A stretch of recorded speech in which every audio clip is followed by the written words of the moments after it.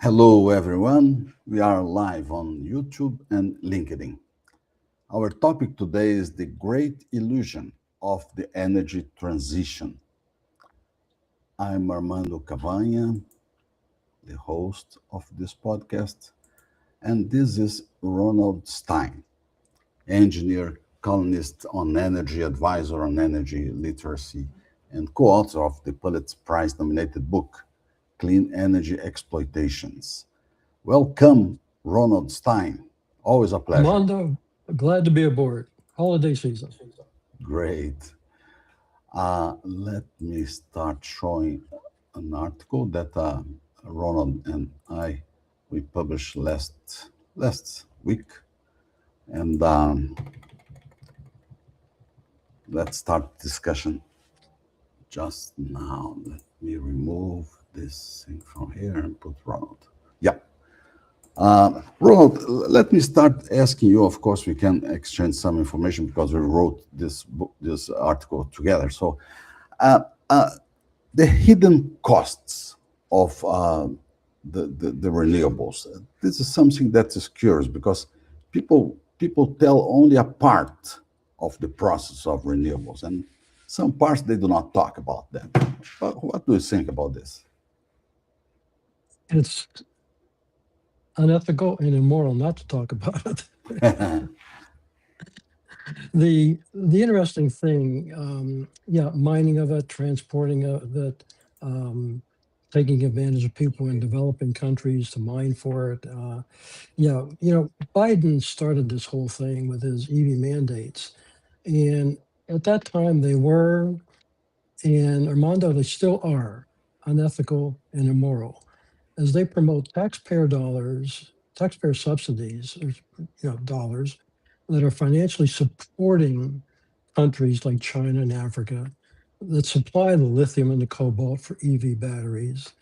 And those countries lack sufficient labor laws, they lack sufficient environmental regulations, and they continue humanity atrocities against their people with yellow, brown, and black skin, and the environmental degradation in those developing countries just for the exotic minerals and metals to make EV batteries and wind and solar, just so net zero ideologists can go green. And there's a lot of cost, physical cost, human cost.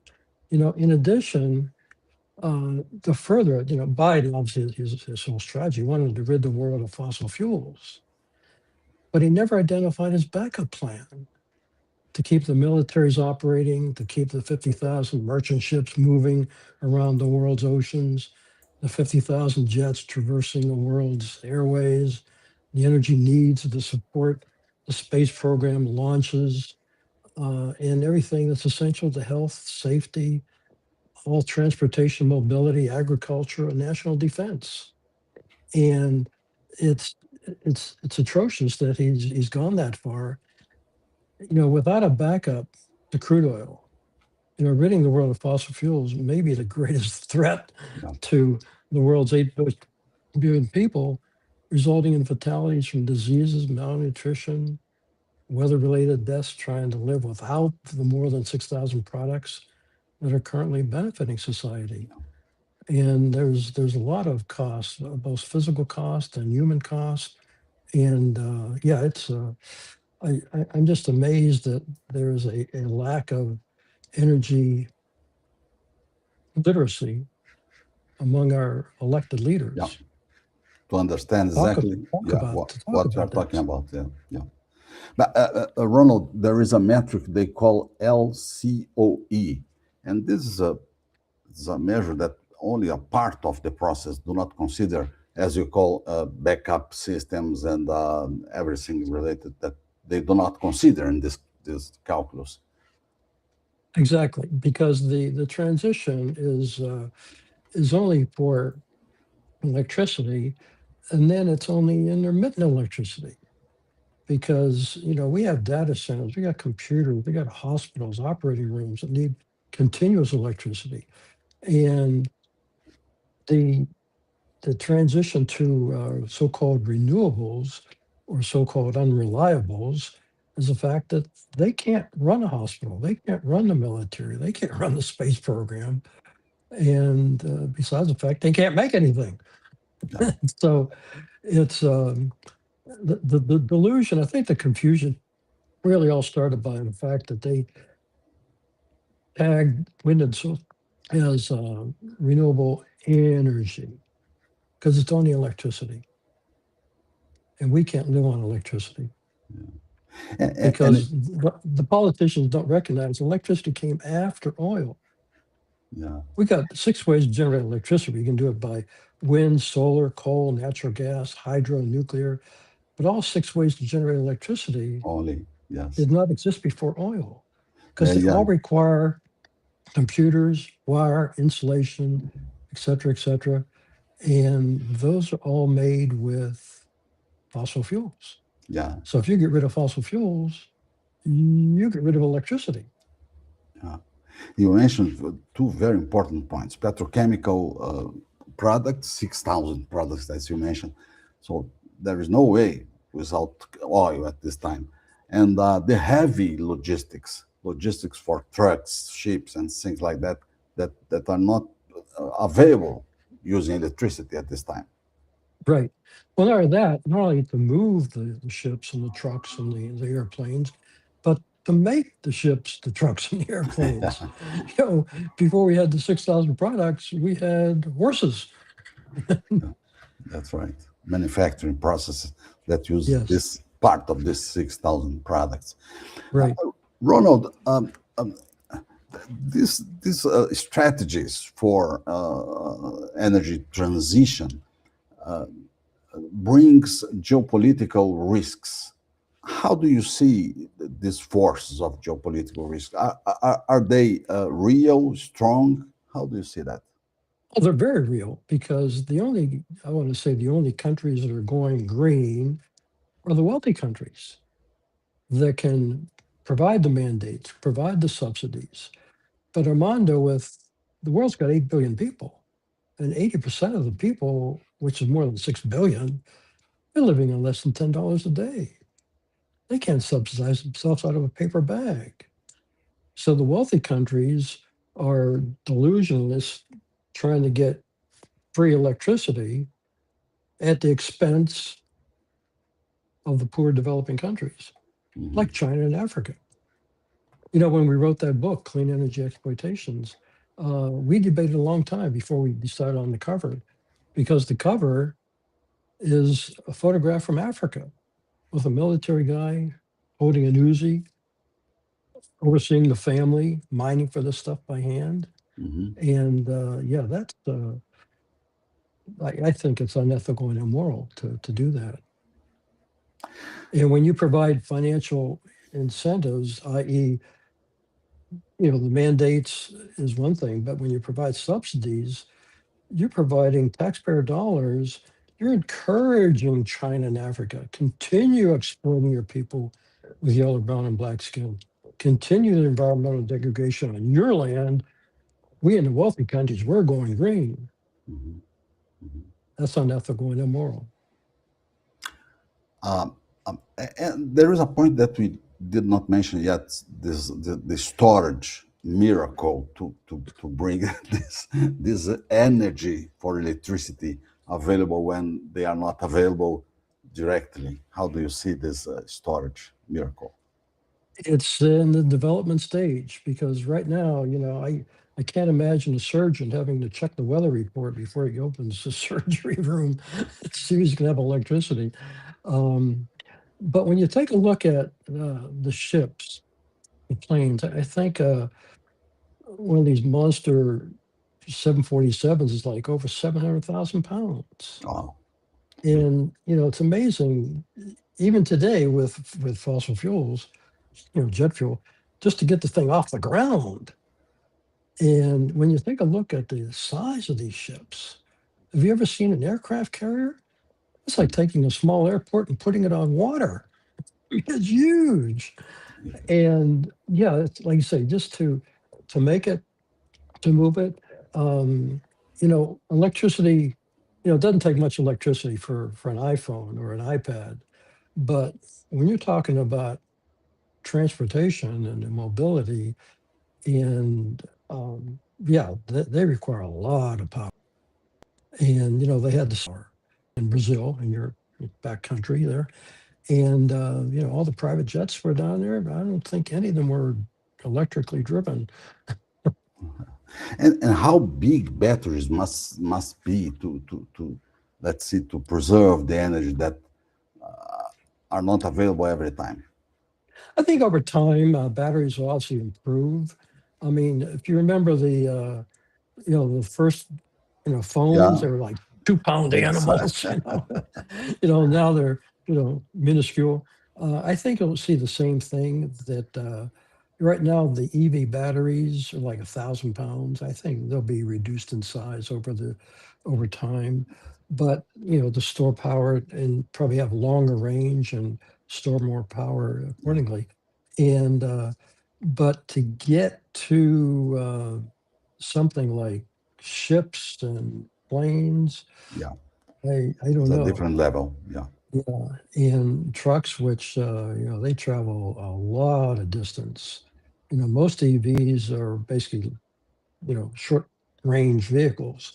But you're talking about long range vehicles. It's going to be some time before the batteries get there.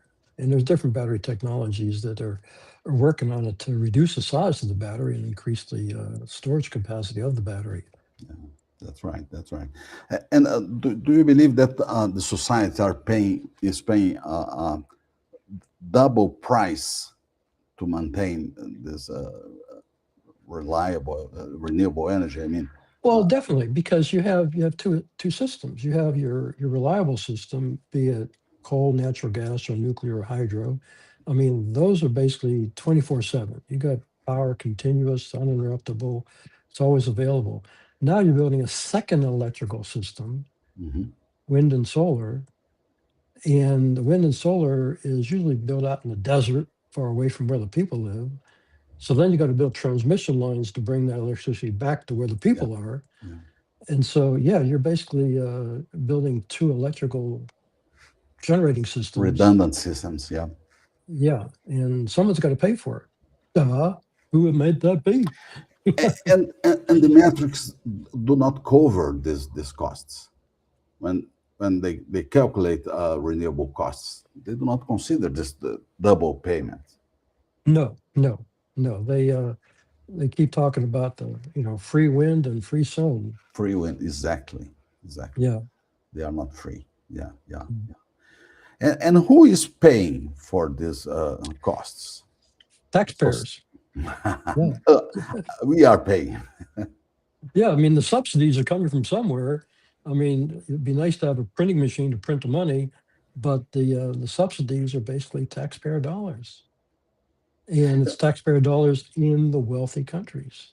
Do you have notion of the amount of money of these subsidies that we have in the United States, for instance? You have these numbers? Uh, no, I don't. Trillions of dollars. Trillions of dollars. It's huge, and when you have a redundant system, well, the cost of electricity is going up because Yeah. someone's got to pay for it. Someone's got to replenish the taxpayer dollars that the government's feeding into this unreliable electrical system. Specifically, mainly in states like California that are investing heavily in this kind of electricity. Yes, like you say, it's a matter of lack of energy literacy that I'm 100% in favor of getting rid of oil if there's a backup plan. But our elected officials have been unable to enunciate and tell the voters what is the backup plan, Yeah, because the world populated from 1 to 8 billion in less than 200 years, not because of oil, because of the products we get from oil. If there's another way to get the products, I'm 100% in favor of it. But Armando, we've had 200 years to replace it and been unable to do it. no, And we not just keep fast. relying on it more and more. So, yeah, like you say, there's got to be some. And I think with the elections coming up, this is big election time. People running for mayor, for governor, for the president. I think this would be a phenomenal time for candidates running for office to, verbalize and tell us what their energy literacy is.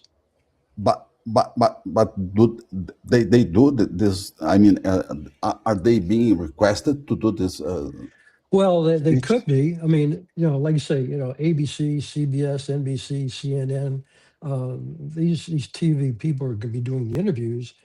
It'd be appropriate time to ask the question. But You people know, that ask questions are not prepared to make good questions. They. so I've been working on some articles to basically provide them the ammunition to ask the right Mhm, questions.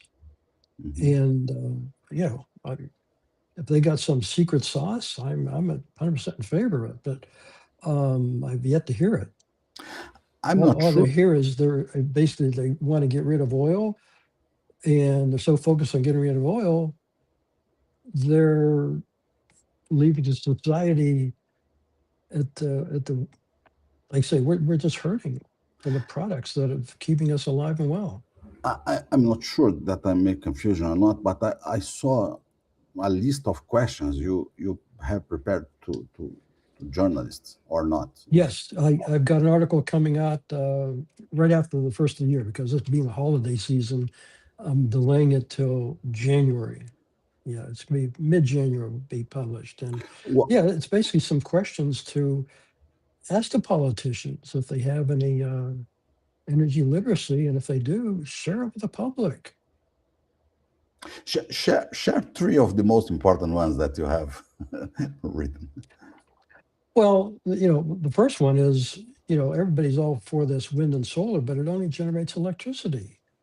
Uh-huh. What's going to be the substitute to generate the products that are Petrochemicals and keeping, the health system alive, all the medications, our mobility, energy security. Is there a backup plan? Because electricity doesn't do that. mhm, As we talked about that before, electricity can charge my iPhone. It can't make my iPhone, yeah, and that's the big challenge. yeah, that's exchange. Yeah, that's right. That's right. And are you planning to publish in the beginning of the year? So this Oh question. yes, yeah, yeah. I think the second week in January. Oh, great. Yeah, What's the and we can next? have a podcast on Yeah. that. What's the next article are you planning to the first one? In, Well, the next one is actually coming out next week. Is really talking about conservation, because you know we have to improve conservation efficiencies and recycling because Earth has so many resources and it will run out at some time. And I mean, just like oil, we're consuming like 100,000 barrels a day. 100,000 barrels, that's a lot of oil. How big is that well? We really don't know. We've done estimates of what are the reserves of oil. The technology keeps changing. We have fracking so we can find more oil. mhm, But at some point in time, we're going to run out. And I mean, just like on oil, I mean, their estimates are maybe 100, maybe 200 years of reserves. But what if that's 500 years? What if it's 1,000 years? Armando, this 4 billion-year-old planet's been around here with or without us. And we could basically suck it dry. And, our grandkids or their kids, they may not have the same lifestyle we have because of that. So we're, like I say, populating the world from 1 to 8 billion in less than 200 years. That is quite an achievement. yeah, That's the good news. The bad news is it takes a lot of natural resources to maintain that's right. those 8 billion people. And with 6 billion pretty much poor, living on less than $10 a day, they would love to live the lifestyle we're living No doubt, no doubt. and have, iPhones and live in a house with air conditioning and heating. And yeah, it's and have the mobility of, cars or trucks. And yeah, it's just a totally different lifestyle. I mean, going back to the 1800s is something we don't want to do. And we don't want our, siblings to face that. Yeah, But it's the next art is really about conservation. yeah, That's going to be that, the lifesaver. very, very I good. mean, if we, just because we have it, we don't want to use it just because, and we want to basically use it as effectively as we can. Yeah. And if we can, hopefully we can double or triple the life reserves of it. And at some point in time, maybe we'll have developed a battery that can run on the sun and provide power for the whole day. Yeah, Um, yeah, we have to use the resources much more efficiently. yeah, that's no doubt. Yeah, yeah, you are not efficient And in there's this. no silver bullet answer Yeah, for any of this. yeah. And I mean, even like the EVs. I mean, I think the EVs. I think for certain forms of transportation, they're perfect. For UPS and FedEx and mail, they're pretty And much. they were Yeah, they using run for a long time. they run all day, but they don't really go very far. Yeah, So the range is very short, they can and recharge every time. Yeah, then charge at night. Um, yeah, like you say, I think it would be perfect for them. But for people that have to go a long travel. Yeah, distance, yeah, it doesn't work. that's right. And the 747 needs a lot of energy, and it's coming out of hydrocarbons. So We still need this. people in the 1800 didn't have jets, didn't have airports, didn't have hospitals, and so That's yeah. right. That's right. Excellent. Ronald, going to the end of our conversation today, give us a final message, a conclusion about illusion of transition, the transition. Well, the transition is really only for electricity. I mean, they're only talking about wind and solar. Um, we need a transition for the products, and that's where the conversations have to come in. Is what is their plan? What's their backup plan to support the products that we're getting out of fossil fuels? Because of the products that is actually making electricity. They're making the wind turbines, they're making the solar panels, and they're making the machinery that's doing the mining and et cetera. So yeah, if the transition, we need to transition for two things. We want to transition electricity from utilizing coal and natural gas, Mhm. maybe even nuclear. Um, if we can transition to something that's less expensive and more reliable, fantastic. But we also have to recognize that there's a lot of products in this world that, like I say, we have hospitals today and airports and shopping centers. They didn't exist in the 1800s. So we have to maintain the a transition to, are we going to support the supply chain of products demanded by the economy of today? Mhm. Yeah, yeah, that's right. Great, great, great thoughts. Ronald Stein, thank you so much. Another great conversation with you. So clear and objective. Thank you so much. Well, you have a great holiday season. And if I don't talk to you the rest of the year, we'll talk next year. Yeah, perfect. For sure. Will be a pleasure.